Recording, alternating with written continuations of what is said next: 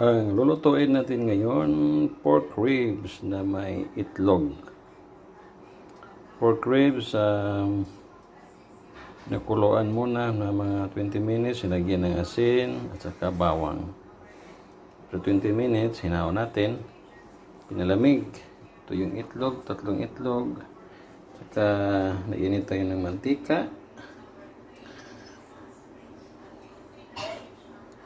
Pagkatapos ng mantika, itong gagawin natin. Tingnan natin kung anong luto nito. Masarap ba? So yung itlog, may timplan to. Wala tayong harina. Okay na siguro to. Lagay natin, babad natin dito sa itlog. Itlog. Babad natin.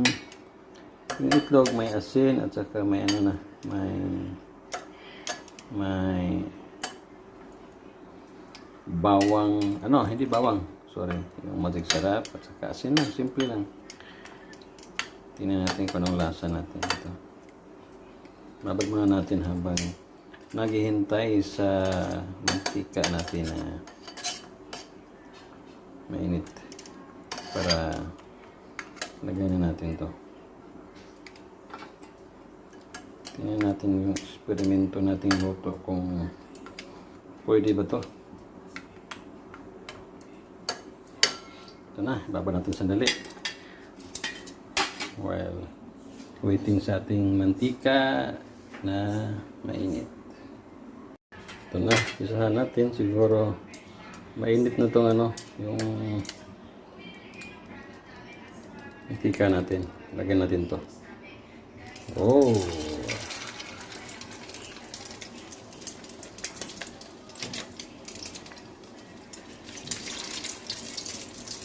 Kailangan malambot yung yung karne bago natin prituhin sa mantika. Lagyan ng itlog.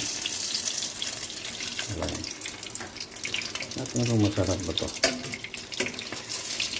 Simpleng luto lang naman yung gusto natin.